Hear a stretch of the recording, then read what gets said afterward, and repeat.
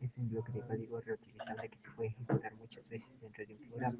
Las funciones permiten crear soluciones más maduras. Si creamos de la palabra def seguida de un nombre de función y parámetros de función entre paréntesis. Una función siempre devuelve un valor utilizando la palabra clave return. Puedes definir valores predeterminados para los parámetros. De esa manera Python interpretará que el valor de ese parámetro es el predeterminado si no se proporciona ninguno. Ahora, imagina que tienes una casa de juguetes que puedes transformar dos bloques de Lego en un castillo. Eso es lo que hace una función. Toma algo de transformar y nos da algo nuevo. Por ejemplo, una función que suma dos números sería como tomar dos manzanas, añadir dos más y obtener cuatro manzanas. ¿Cómo se comunican las funciones con su entorno en Python? Las funciones en Python pueden interactuar con su entorno a través de variables y parámetros. Las variables definidas dentro de una función son locales a esa función, mientras que las variables definidas fuera de la función son globales y pueden ser accedidas por la función. Ahora piensa en una función como un robot de cocina. Le das ingredientes, los parámetros de entrada, hace algo con ellos, es el proceso de datos y luego da un pastel que va a salir. Devolviendo el resultado de la función en Python. Para devolver un valor desde la función en Python se utiliza la palabra return. Esta declaración puede devolver cualquier tipo de objeto, incluyendo números, cadenas, listas, diccionarios, entre otros. Devolviendo el resultado de una función es como cuando haces un dibujo en la escuela y se lo muestras a tu maestra. Has creado algo, el dibujo. Ahora se lo estás dando a alguien más, tu maestra. Eso es lo que hace la palabra return en una función. Tuplas es una colección de objetos ordenados que encierra a sus elementos con paréntesis y los separa con comas. Las tuplas son muy similares a las listas y pueden almacenar objetos de tipo distinto como enteros y string, entre otros. Sin embargo, al contrario que las listas, las tuplas presentan la propiedad de inmutabilidad, lo que significa que los elementos de una tupla no pueden reasignarse una vez creadas. Y ahí tenemos un pequeño ejemplo de un algoritmo. Y al ejecutar esto, nos cambiará el valor del primer elemento de la tupla, resultará en un error, ya que las tuplas son inmutables.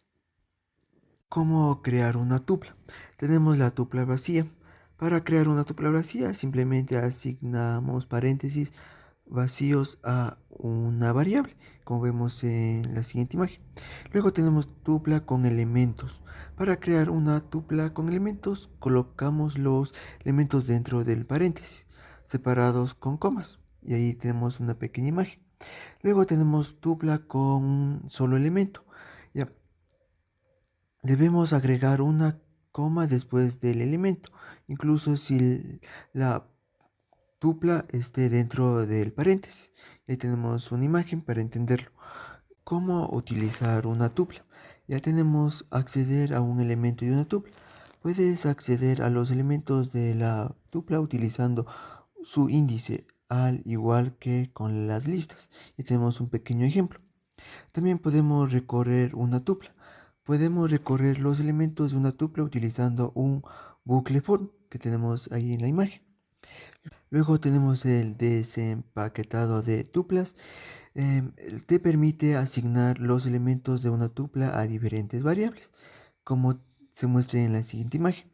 Por último tenemos la concatenación de tuplas. Puedes concatenar dos o más tuplas utilizando el operador más, como se muestra en el siguiente ejemplo.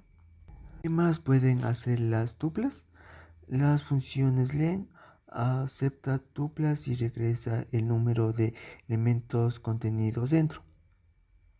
El operador más puede unir tuplas. El operador asterisco puede multiplicar las tuplas así como las listas. Los operadores in y no in funcionan de la misma manera que en las listas. Diccionarios. Es una estructura de datos que permite almacenar y gestionar diferentes tipos de datos como strings, enteros, flotantes, booleanos, tuplas, listas e incluso otros diccionarios. Los diccionarios son mutables, es decir, pueden modificar su longitud, agregar o quitar elementos. Para cada para valor almacenado en el diccionario corresponde a una llave y cada llave necesita tener un valor. Algo interesante de mencionar es que una llave puede tener cualquier objeto inmutable en Python, ya sea un string, un entero, un flotante o una tupla. ¿Cómo crear diccionarios?